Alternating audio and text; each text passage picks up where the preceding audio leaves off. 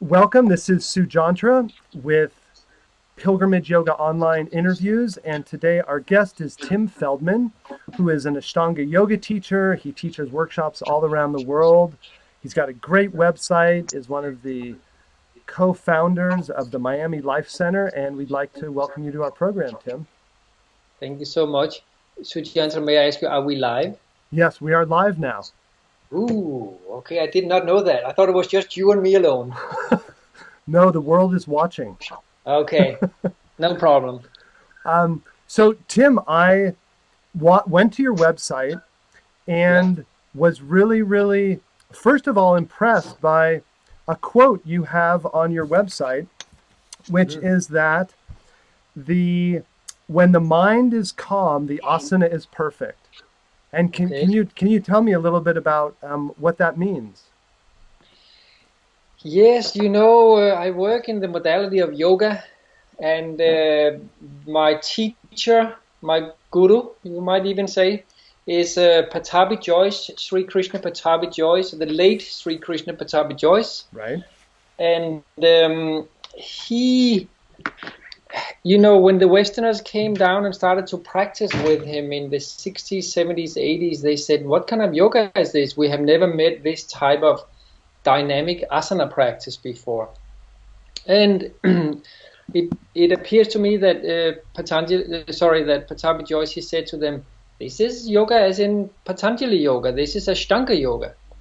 And the Westerners came back and called it Ashtanga Yoga, not really knowing that that was the key pillars of Patanjali's teaching. So then we have gotten this like branding of Ashtanga Yoga since then, which literally just means it's classic yoga according to Patanjali. Mm-hmm.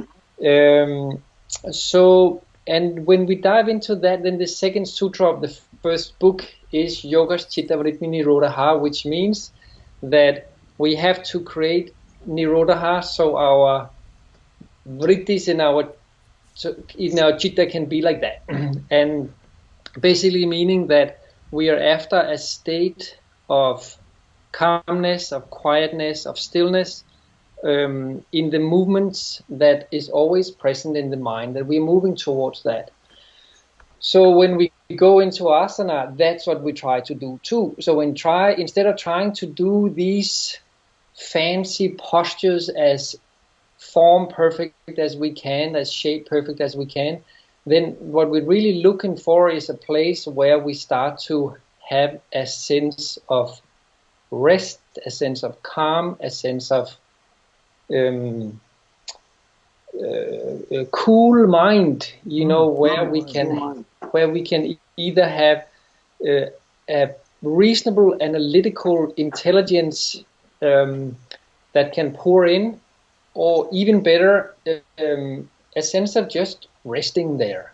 Because most people look at asanas from the outside, Yep, what they look like or how flexible they are. Whereas the quote, and I saw it's also, I assume the video was taken in your studio where you're leading a Mysore practice, and there I see the big quote on the wall, and that's so that right. that really helps people to realize the yoga is about the inner state and not necessarily how flexible you are.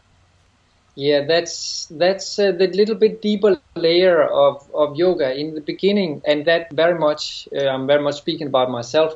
The first thing that I met was these exotic, super cool, interesting shapes in space. That I thought that would be fun, and when I tried to do them, then it felt really good. And I would show my friends, check out what I can do. And then slowly, you start to realize that there's something more. When you start to do these movements for a while, then and you connect it with the breathing and a certain focus of the mind, then there starts to be more to it. And how did you? I read in your biography that you come from a dance background, but what brought you to the practice of yoga? Well, I had a big injury. I had a big accident in 1992 when I was 25 years old. Yes, when I was 25 years old, I fell off the ridge of a mountain in Venezuela, and I fell down way too far. Yeah, Wow. I should have died like 6, 7 stories down. I did not die. I survived, and but it took me 2 years to learn to walk, and I went through a couple of different surgeries, and I had broken a lot of bones, a lot of soft tissue damage. So in the process of that, when I was getting better, a friend of mine took me to a yoga class in New York City at that time, and I could just feel how it was exactly what my joints were looking for. That there was some kind of like nurturing there that was really useful for me. So trying to get back to my dance career in those days, I used the yoga as a way to be healthy enough to go into rehearsal. So that was my first entry into yoga. And then slowly there was, I don't know what to call it, some psychological, some spiritual side effects that started to pop up, you know, and they were as interesting, and they made me start to question what the heck is all this about. And did that lead you to? Did you actually go to India and study personally with Pattabhi Jois? Well, I started at the Jiva Mukti Center in New York, and in those days when they were very Ashtanga based. Right. And then I moved back to Denmark after a couple of years, continued that type of practice. By chance, ran into a man, Lino Miele from Italy, who passed through Copenhagen, my birthplace. And I took a workshop with him, and he said, "Why have you done Ashtanga Yoga before?" I said, "Well, Jiva Mukti." And he looked at me very serious, and he said, "That is not Ashtanga Yoga." And I said, "I have no idea." And then I started working with him, and I did so for 5 years, because that practice somewhat was a step closer in a direction that I enjoyed better. Ah. Sorry, was that your question? No, yeah. And then did you meet Pattabhi Jois? Did you Yes. study with him personally? And Lino Miele was a direct student of Pattabhi Jois, so he always spoke about Pattabhi Jois. And I thought, I cannot go and see Pattabhi Jois because I have so many injuries in my body that I need to nurture and be careful with all the time. So if I go to this big Indian guru, I cannot come and the first thing that comes out of my mouth is no. I have to wait till I'm ready. So it took me like 4 or 5 years from when I met Lino Miele until I had the courage to go and meet Pattabhi Jois. And when I met Pattabhi Jois, no was possible, was necessary, because he was a very kind man, and I met him later in his life. I heard he had been somewhat of a dragon earlier in his life. But that was his going nickname, the Lion, the Dragon. Apparently, he was a very strong man. And so, how many years did you get to know him for and study with him?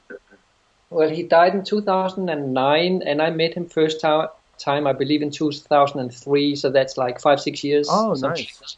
Yeah. And you travel, I see from your website, you travel all over the world, Russia, United Kingdom, Canada. And what's the essence of what you teach when you go and travel? What's your message or your teaching to people? Well, I have a grand fear when I go out and I meet other people in this capacity as a proponent of yoga, and that is to be irrelevant. So what I always try to do is I try to figure out what's going on here, and then see how can I help, how can I contribute to what's going on. Meaning, what I try to do is to teach yoga as Pattabhi Jois taught me, and as his grandson Sharat Jois, as he is teaching me now. Basically, here later in my life, or whatever it's called, I have become a bit of a traditionalist. I feel that the original knowledge is so inspiring to me. So there's not really much need to insert myself into that. All I need to do is try to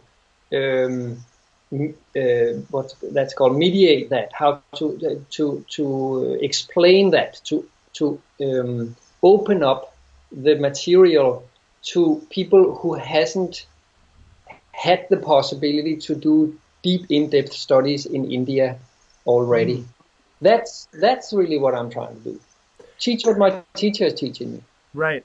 And just to our viewers out there, Tim's website is Tim Feldman, Feldmann.com. And the yoga center that he runs is MiamiLifeCenter.com. And do you want to tell us a little bit about what you've created in Miami? Yes. So this Miami Life Center, what we were intending to do was my wife and I, 10 years ago, we opened up this yoga studio together. And a friend of ours, Greg Nardi, great yogi. So we wanted to move into Miami that we felt was a kind of very materialistically focused location. And my wife is from here, so we thought this is a good place to start to drop a little bit of yogic knowledge down. And so we opened up this center with a Ashtanga Yoga focus, with a focus on yoga as taught to us by Pattabhi Jois, by Guruji. And over these 10 years, we have managed to create a thriving community there with a lot of people interested, and many of our former students are now accomplished teachers teaching also in our area. So that is a beautiful thing to do. Because I looked through your I looked through your schedule and I didn't see your name as one of the regular teachers. No, it's true. I used to be. For the first 5 years, I was on the floor every morning at 6 a.m. But after 5 years, I started to change that up a little bit and started to teach workshops and started to travel around more. So that's mostly what I do. But from time to time, I'll be on the floor. For instance, the next month or two, one of our teachers is in India studying, so I will take over her classes and then I'll sub for her while she's gone. Oh, I see. And then I also noticed on the Miami Life Center website, there was a link to Kino Yoga, Kino.yoga. Do you want to tell us about that?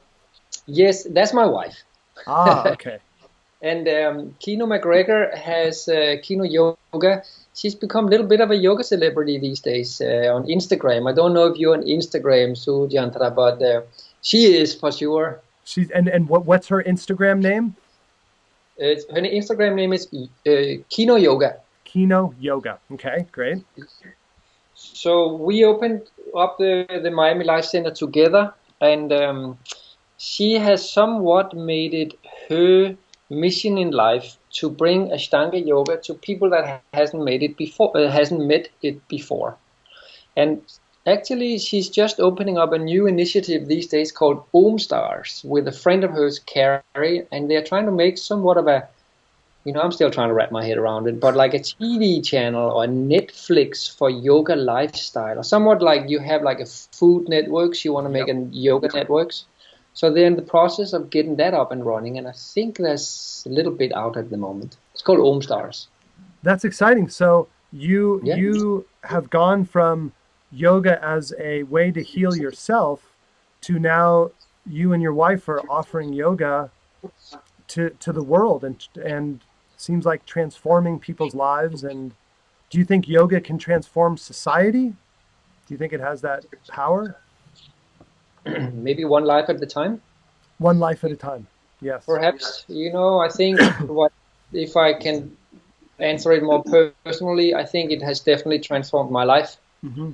I came from the arts. I worked in the arts for a long time, and I feel that in many ways I had like a lot of corners that could do with a little bit of grinding, a little bit of molding, and certainly yoga has softened me in many ways. It's hard to say what is just age. I turned 50 last year, and what is yoga itself. But I feel that there is deep knowledge embedded in this modality, which somewhat manages to penetrate my existence, if I may, on a deeper level. So it has certainly changed me, and I find that many people that I speak to that practice yoga, even just a little bit, are finding transformational potential in this style. And if I can just continue with that a little bit, and what I personally enjoy about yoga is that it is a spiritual practice, as in it somewhat goes beyond our material daily grind in the head, like all the thoughts that we think and the things that we want and the stuff we don't like and the stuff that we like, and it starts to move us to a place which is a little softer and a little bit more understanding, a little bit more tolerant, in a way which is not distinguished by a particular philosopher or a particular religion and so forth. So I find that it's a very spacious vessel for contacting, getting more in touch with myself, and if I can go a little overboard here. Yes, please do. Slowly fill up the vessels of ethics and moral in my life. I feel that I somehow become like a better person or something. My wife would object, but she would disagree with that. The practice of Ashtanga. So a lot of people, millions of people every year in America are coming to yoga for the first time. And how would you describe to them Ashtanga? What's unique about Ashtanga yoga as opposed to other types of yoga? What would you say to encourage someone to try the Ashtanga yoga? So, well, first of all, we have yoga as a kind of way of viewing the world, and then we have the method towards yoga, which is asana practice, which is these, gymnastic exercises that we do on a piece of plastic in a yoga room on the local corner. And when we start to speak about this practice of posture, which is what we know mostly in the West, we can somewhat allow ourselves to distinguish into two kinds: the one that has a lineage and the types that do not. Did you say that the type that has a limit? Lineage. Limits. Okay. That has a past. Oh yes, a lineage. A lineage, yes. Okay. Sorry, that's my weird Danish accent that comes in there. So, what is considered very important, is that there has been a continuous chain through which the information has been passed down. And and as soon as that chain breaks, when the student-teacher relationship breaks, then the knowledge cannot pass on, because now there's no one to receive it, or there's no one to receive it from. So when we go to the West, where we see many new yoga styles that pop up all the time, that is considered slightly troubling for the classical, traditional Indian yogi. They would say that the information is lost. You know what I mean? But I forgot what your question was. Sorry. It was about how you would explain the essence of Ashtanga yoga to someone exploring their different options. Thank you for leading me back to bringing you back to the essence, Tim. So Ashtanga yoga is a yoga practice that comes from a lineage. And there's many others, like Iyengar, for instance. BKS Iyengar. He comes from such a clear lineage, and the Shivananda style comes from such a clear lineage, and there's some other ones like that. So at its core, it's traditional yoga, it's classic yoga in that way. Now, what a new student might experience in the Ashtanga yoga practice is a slightly more vigorous style. Mm-hmm. Often, we move, we don't stay in the postures for so long, we stay maximum 5 breaths usually when we get to know a little bit. But as we are knowing it, of course, we go a little bit slower. But I think most people that practice Ashtanga yoga, they like things to be a little bit more active. They enjoy finding meditation through action rather than through relaxation. And again, I really encourage people to visit your website and to watch the videos of you teaching and you practicing yoga. And I'm wondering, what does your own daily practice look like? It changes a little bit, but in Ashtanga Yoga we have 6 set series sequences of asana. So I practice the first 3 of those. So during the week I practice 5 to 6 times a week, and I will usually practice the first series on Friday, the second series on a Sunday. Saturday is my day off. Yeah. And then Monday to Thursday I will practice one of the other series. Now, traditionally I would be practicing the third series through these other days. But as I'm getting a little older and stiffer, I tend to ask before I tell my body what to do a little more than I did 20 years ago. Unfortunately, I don't know. And those practice, how long does that practice take to go through one of the series? Is that an hour or 2 hours or? Hour and a half, 2 hours, something like that. And then as part of your practice, do you integrate meditation, or is the meditation part of the whole flow of the series? Yes, the ideally what we're trying to do is to come to a place where there's a meditative state of mind, where there is in the mind such a strong focus. So the concentration, the focus kind of like tips over to become a state of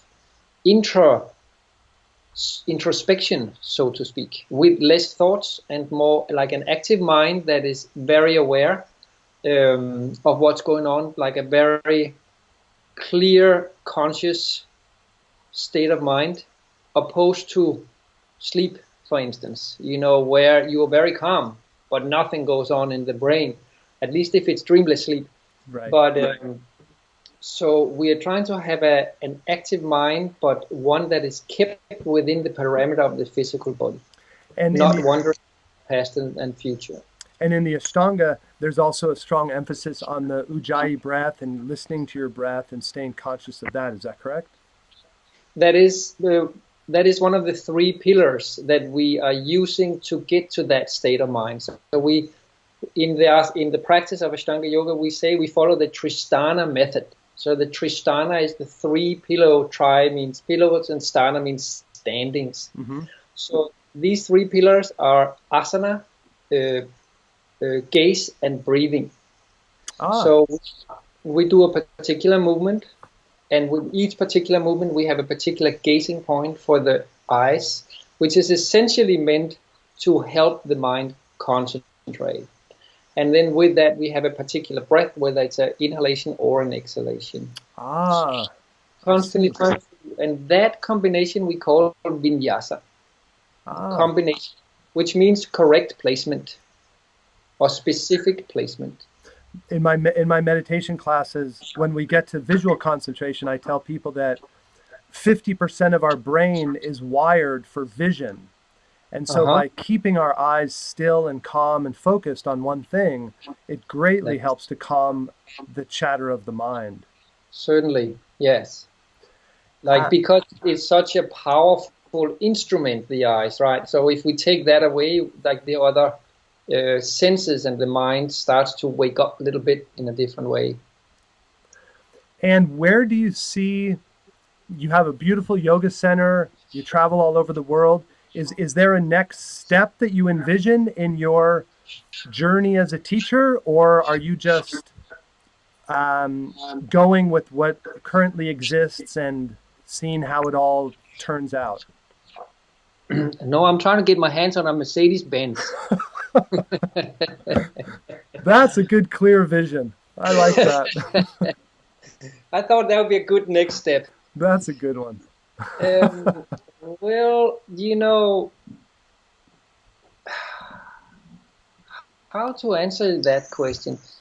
I kind of allow myself to let the expression of what I do progress or develop organically. Develop organically. When I was younger, I was a very ambitious man, and I would push the agenda all the time. And these days, And I did that as an artist for about 15 to 20 years, and that was good fun. But it's also very tiring, you know. Yes. And I enjoy a little bit more not doing that these days. And I very much enjoy studying. So I keep going to India every year and studying there with Sharat Joyce and some of the very esteemed professors from the Mysore Sanskrit University down there. And I would say through their study, I start to get a little bit of an idea about what it is that I'm doing, you know, with my life and with this yoga practice. And that greatly shapes or reshapes and adjusts and redirects what I'm doing all the time. So I'm like, kind of just follow that a bit, I must admit. And Tim, do you also have I've encouraged people to visit your website. Do you also have a Instagram place and a Facebook you want to tell us about?